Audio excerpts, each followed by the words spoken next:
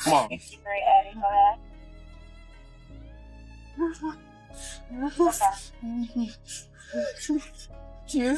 stop it. Stop it.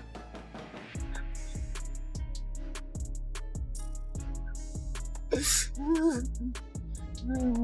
tell you about the murder. I swear to God. I tell you about the murder. It's my son. I tell you about everything. I swear to God. I tell you. I will tell you. Please. Please. I swear. Please. Please.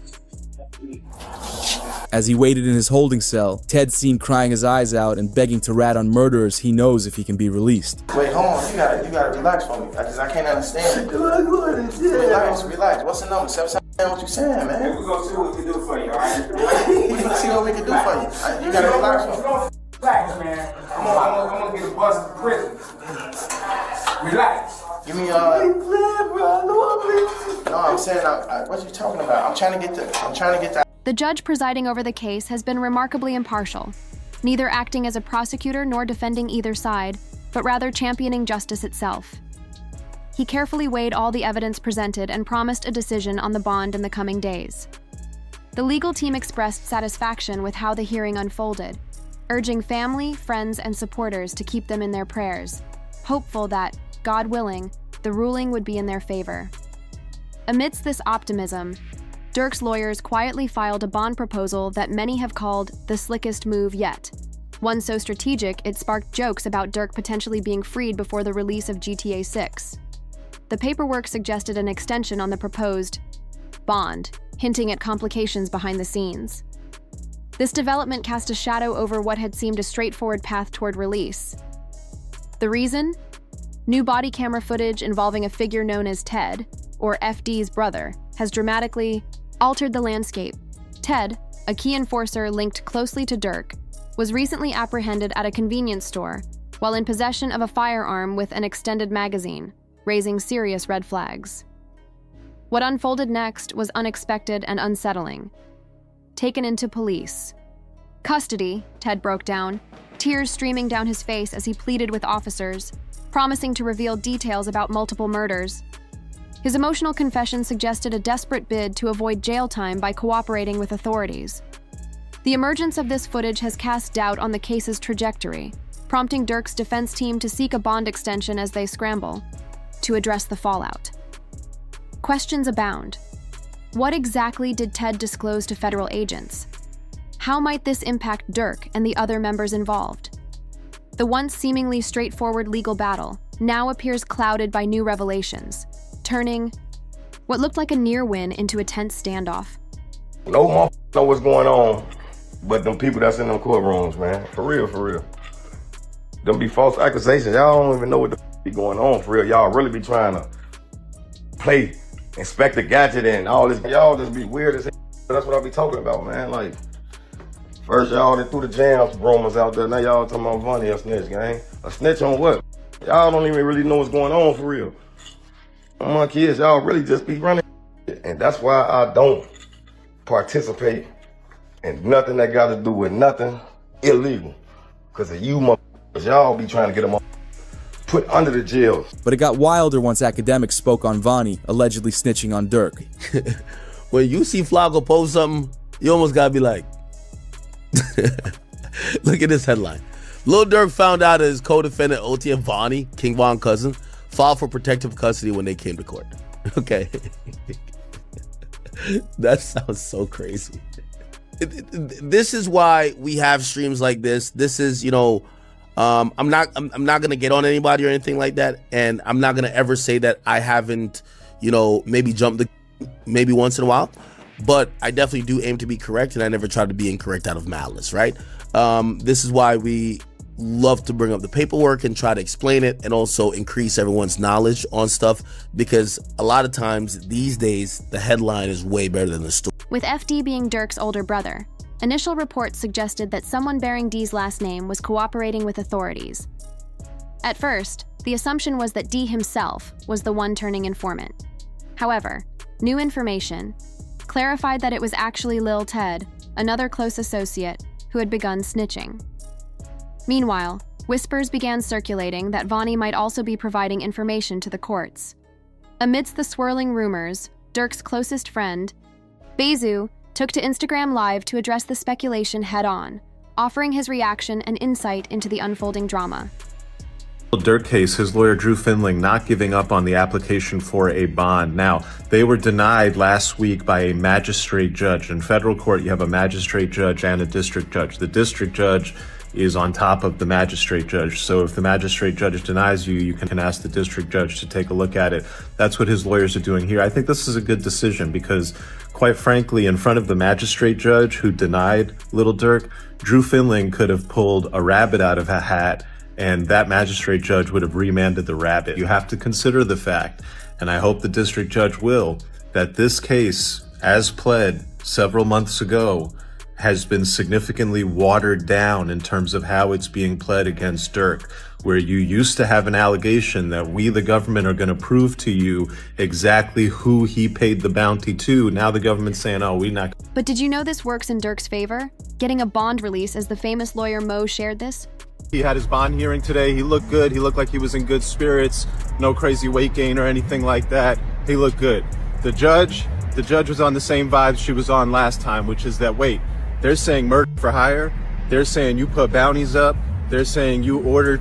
They're saying I'm saying that's going to be no bond. There's basically no argument you can make to this judge in a murder for hire case to get a bond. Is that the prosecution's case has taken two major hits. One, the prosecution has had to abandon their allegation that he rapped and celebrated about this murder, that he put these lyrics out talking about, oh yeah, I got you, you out here screaming no, no, crying in the street. Prosecution had to back away from that allegation. It was proven false. They need that allegation. What will have him released is the prosecutors tearing down their evidence against him. The other allegation they backed away from, which is huge, it shows the weakening of the case. Previously, the prosecution had alleged that Durk paid the bounty for through one of his co-defendants, and they named the co-defendant.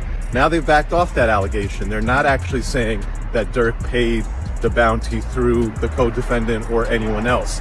And the fact that they're not saying that suggests that previously they thought they were going to be able to prove that he paid the bounty through this guy, and now they know we're not going to be able to prove that he paid the bounty through this. Mo revealed that Durk's initial bail request was denied outright by the judge due to the seriousness of the charges he faces. However, a new development has given Durk a fresh opportunity for freedom. A judge has approved a hearing to reconsider his third bail proposal, now increased to $2.7 million. This means Durk will have another chance before the primary judge to argue for his release. Crucially, the details and outcomes from his previous hearing are expected to play a significant role in strengthening his case this time around. An indictment that did not name him, right? It named others, and then there was an unindicted person. And then 3 weeks later, that indictment was what's called the first superseding indictment, and it does name him. The indictment was identical, except the unnamed person now became Durk Banks. And this is the really important part, Ak. The second indictment, what's called the first superseding indictment, only had one new fact.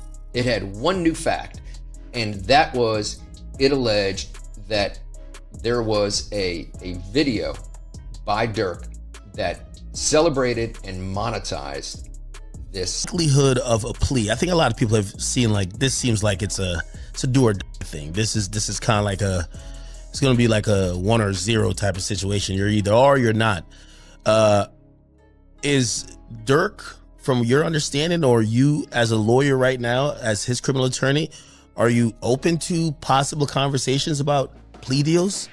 Are you thinking, no, we're going all the way? Would you entertain it, just entertain it, because that's your job to listen to it and maybe present it to Durk, or that's just off the table? It's a conspiracy commitment case. It's an all or nothing case, and he did not participate in a conspiracy to commit. And so there is no alternative. It's a life sentence. Now the prosecution is facing a significant setback. They realize they won't be able to prove that Durk paid the bounty through the individual in question. This development weakens their case considerably. Additionally, the courts have ruled out the use of Durk's lyrics as evidence, stripping the prosecution of a key component. Durk's lawyer has gone as far as to dismiss the charges outright, calling them a complete joke. An argument here, right? That this violates the First Amendment. Can you talk about that? Right, for sure. I mean, I'm expressing myself. I can say the things that I want to say in a rap record or any kind of record. And you could go back and there's country records and there are pop records and there are R&B records that talk about all kinds of things. It's just that there's this notion that with hip hop, quote, glorifying violence, that suddenly now we're going to use these things to prosecute them. But does that mean that the free speech, the First Amendment has gone away? No, absolutely not. He can absolutely rap about what he wants to rap about, and that doesn't mean just because the story is violent. It looks good for Durk, as lawyers online say he will be released from jail like Young Thug was. We've seen it happen quite a bit. I don't know that I'd say it's been persuasive. I think the biggest example we look at is Young Thug. Down in Atlanta. They took a lot of his lyrics, and even though technically speaking, ultimately they got a conviction, he actually walked out on time served. Most of the people that were prosecuted didn't end up being convicted, and I don't think anybody would call that prosecution a successful prosecution.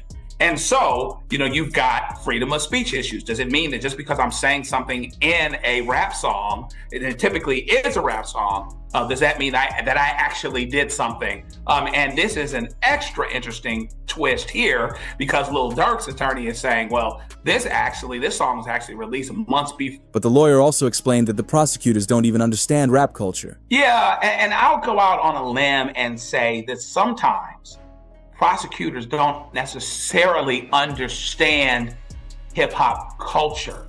It's almost like a text without context. So you got to really understand the time, the place, the audience. Sometimes they might speak in ways that seem direct to somebody that's outside of the culture, but doesn't necessarily, but can mean several things to someone inside the culture. So it would certainly be a flub, big time, right? But it wouldn't be the first time that such a thing has happened where somebody looking through the window, particularly of hip hop culture, doesn't understand what's being said. In light of the unfolding developments, Durk's attorney, Drew, made it clear that their strategy is to see this through every step of the way. When asked whether Durk might consider a plea deal, Drew firmly responded, "No, we're committed to going all the way." Despite the new charges complicating the situation, the legal team remains resolute, choosing to fight rather than settle. See shit from a mile away. I don't think people realize that. I could have a conversation with you for 5 seconds and know your is gonna cooperate. Durk spoke more in the interview, saying he stopped letting anyone go to his house. Nobody is ever allowed to my house. It be our best friend never been to my house. For real? I promise. Your best friend? I promise. Like, it's people like that I just don't allow around my girl and my kids, cause it's like I'm just a different type. I'm not the. We're gonna have family night at Durk house tonight. It's the.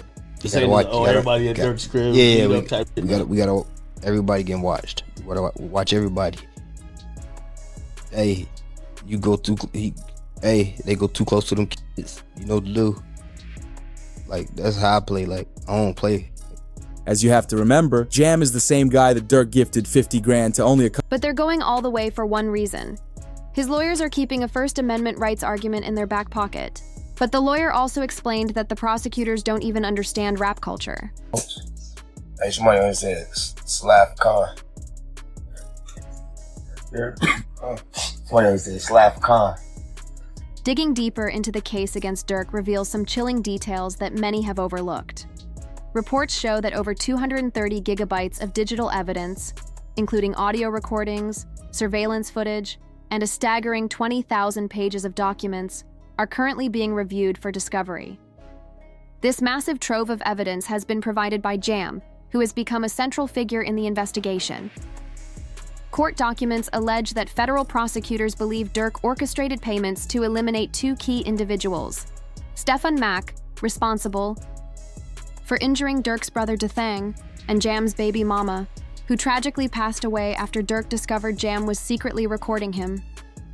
Authorities now see Jam as the linchpin in their case against Durk, hoping this connection will secure convictions for all three charges.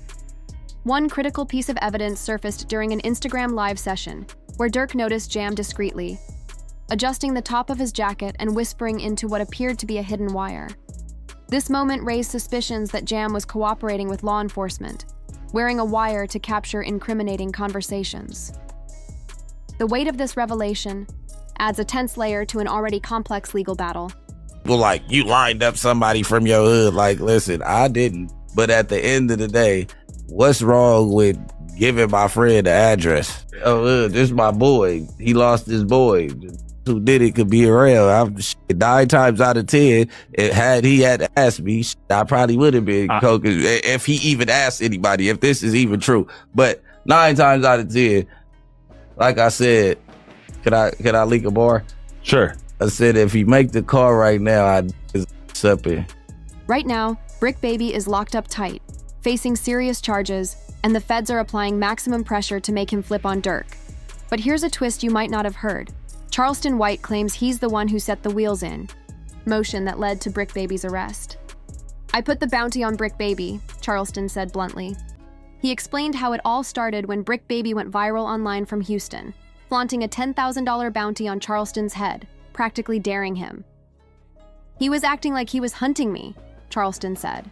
"Not one to sit idle," Charleston didn't hesitate. He went straight to law enforcement. Using his connections, he filed reports with both Houston authorities and the feds in LA, plus the LA County Police. Despite not being Durk's biggest fan himself, Charleston sees this as a major win. That demonic force, that dark energy, it's finally being put out. "I don't think we'll hear drill music like that ever again. It's a victory for law-abiding hip-hop fans who love the music but reject the violence."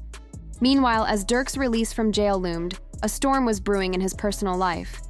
Rumors exploded that his baby mama, India Royale, was caught in a compromising situation at a party, her hand allegedly resting on another man's leg. Footage circulated online, released by someone within her circle, and screenshots quickly spread to back up the claims. The buzz was relentless, and India herself addressed the situation the following morning, though the details remained private. The drama didn't stop there. Social media and gossip sites lit up, with public figures weighing in.